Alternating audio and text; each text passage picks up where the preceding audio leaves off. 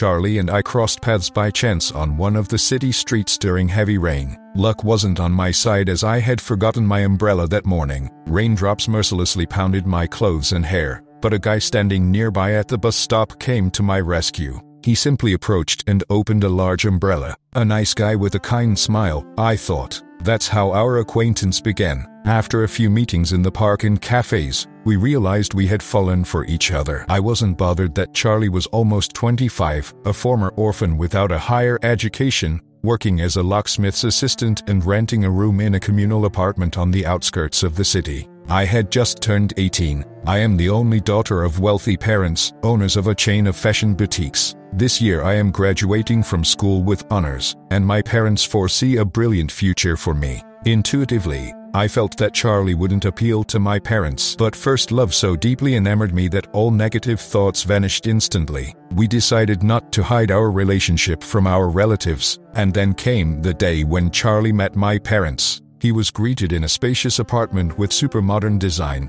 and my parents, Ava and Michael, carefully evaluated him. We enthusiastically talked about our relationship that had changed our lives, but there were no joyful emotions on my parents' faces. And when Charlie mentioned his profession and education, the businessmen struggled to contain their irritation.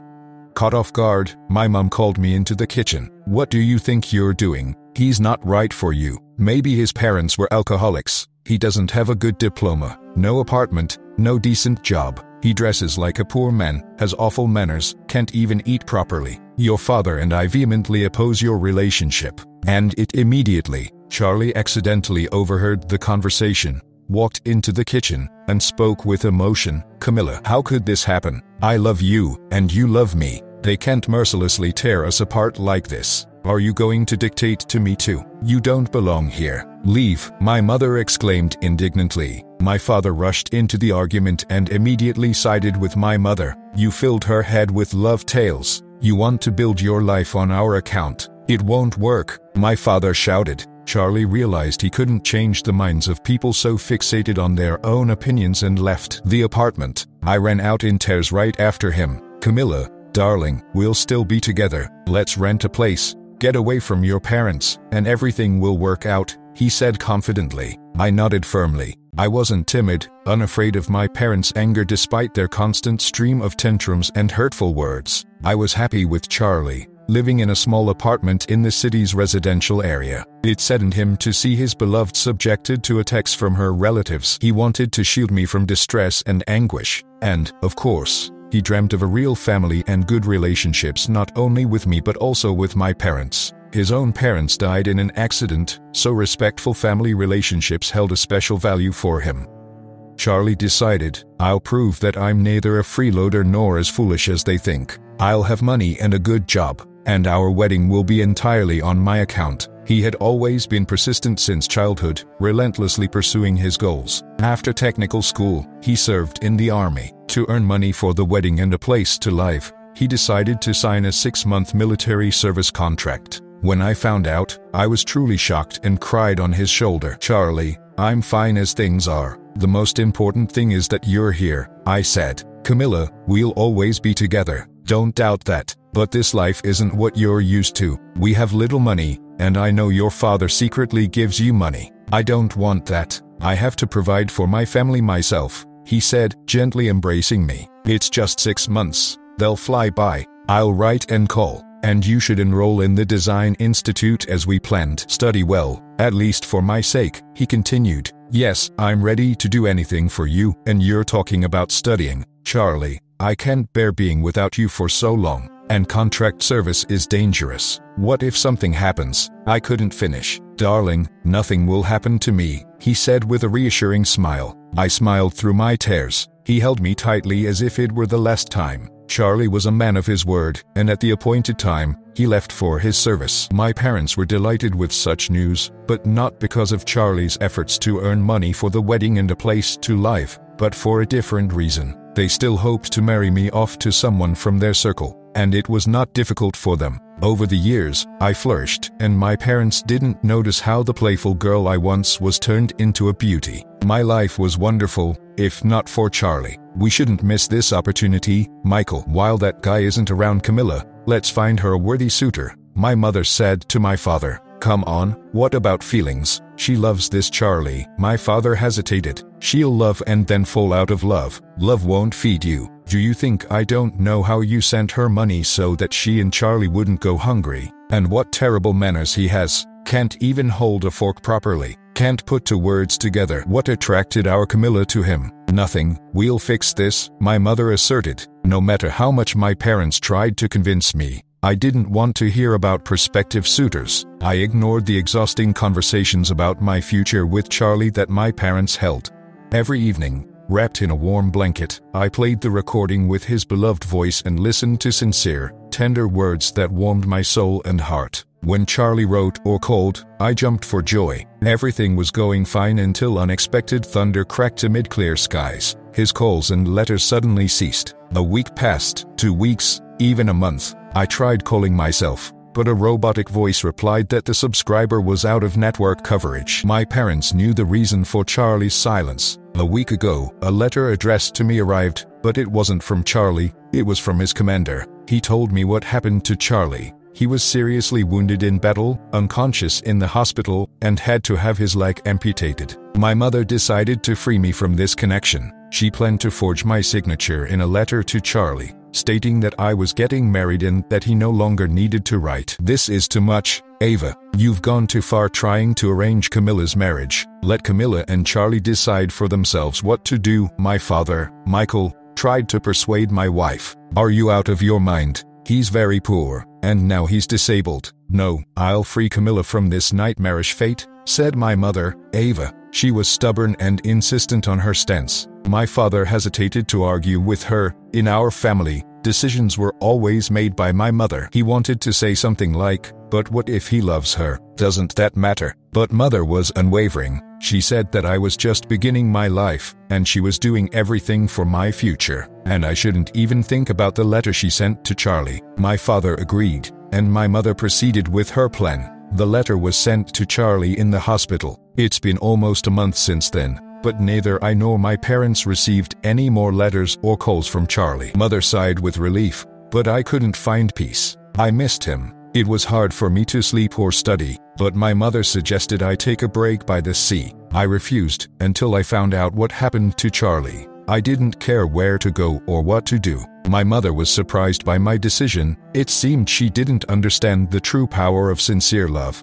She was close to the truth. My mother, Ava, married for wealth back in her time. I couldn't destroy the love I felt for Charlie. For me, it was like ceasing to exist. I decided to find Charlie at any cost. I found the unit's number where he served and managed to speak with his commander. But what he told me shook me. I couldn't hold back the tears. He mentioned the letter, but I never received it. I found out that Charlie was in the hospital. When I called the hospital and inquired about Charlie, they told me he had already been discharged. I tried to find out where he went, but they couldn't give me any information. I felt lost. Why didn't he write to me? Why didn't I receive a letter from his commander? In the evening, I told my parents about my fears and uncertainties. They were shocked by this news and couldn't help me. Michael, my father, felt a strong sense of shame and guilt. He knew the truth about Charlie but succumbed to his wife's will and concealed the truth from me. My mother, Ava, seemed entirely unaffected by the events unfolding. "We didn't receive any letters, I'm sure. Why do you need that guy who doesn't want to see you? He's a disabled man," my mother insisted. Her words quickened my heart and pierced me with anxiety. "How can you say that, Mom?" I said. "I love Charlie and will never forget him. I'll search for him and find him," I shouted with complete desperate passion, unrestrained, despite never raising my voice at my parents before. Ava erupted in anger, realizing she was losing control over her daughter's life. She yelled, struggling with helplessness, "You want to be a caregiver for a disabled man? We won't support you. You're making a foolish choice, and it's incomprehensible," she said. "I choose a life full of love and understanding, not the one you're imposing on me," I yelled back. The words of discord between us and my mother were said, but I couldn't stop. "I choose love, not money. Finishing, I stormed out of the house, slamming the door behind me. At that moment, I couldn't even fathom that I would return here only 5 years later. Returning to the apartment, my head spun, my legs weakened from the emotions I'd experienced. I collapsed on the edge of the couch and fell into a deep sleep. I dreamt of Charlie hanging over an abyss, pleading for help. I grabbed his hand, but at some point, he slipped from my grasp and fell into the abyss.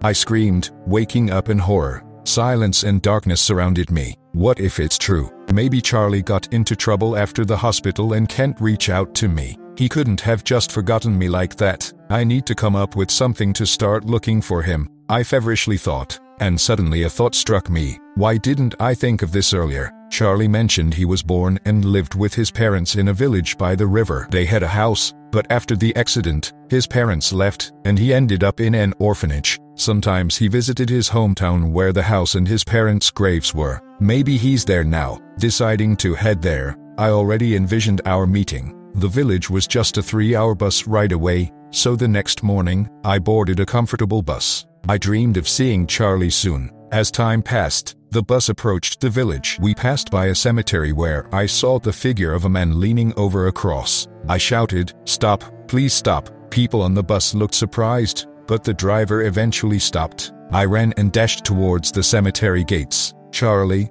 Charlie," I cried, catching sight of a man's back among the cemetery trees. He was clearing branches around a grave just beyond the fence. He seemed to limp heavily. "Charlie," I repeated. The man turned around, but it wasn't him. "Sorry, I made a mistake," I whispered. Frustration brought tears to my eyes. "What's wrong, miss? Whom are you looking for?" the man asked. "I know everyone here," he added. "I'm looking for Charlie. He used to live here with his parents. Have you seen him? Do you know?" I inquired. "Of course, I know. We were classmates until he left for the orphanage. Last saw him a couple of weeks ago. He's on crutches now, lost a leg, went somewhere.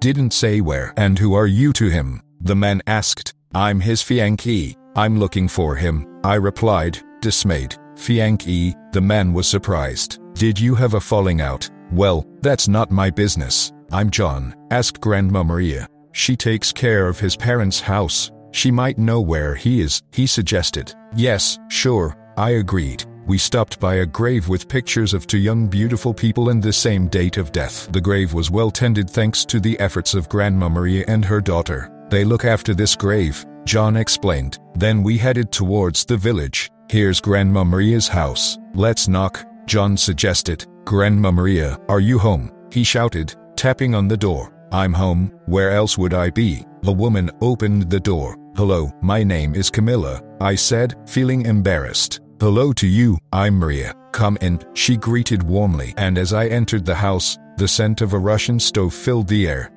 The woman, noticing my admiring gaze, suggested, "Camilla, John, let's have tea and pies together." Grandma Maria turned out to be such a bright and kind person that I found myself telling her my whole sad story without realizing it. "Yes, dear, you're going through a hard time," Grandma said. "I'm sure Charlie loves you. Everything will be fine." I knew Charlie's parents well. They were honest, open-hearted people, and Charlie was just like them. "It's true, he got wounded by a bullet and lost a leg, but you're wonderful for loving him despite everything." "Grandma Maria, I don't know how to find him," I said hopefully. "Can't help you, dear. I don't know myself. He was helping a friend, went away, and we lost touch for only 3 days. I don't have his phone numbers," Grandma replied. I couldn't hold back my tears. All my hopes collapsed. I had lost Charlie. Seeing my sadness, Grandma Maria hurried to comfort me. "Don't be sad. He'll come back. These are his roots. His parents are here. Stay here, in his parents' house, until Charlie returns. I'll give you the keys. You'll wait for him, and it will put my mind at ease. The house will be looked after. I'll see if I can find you work here.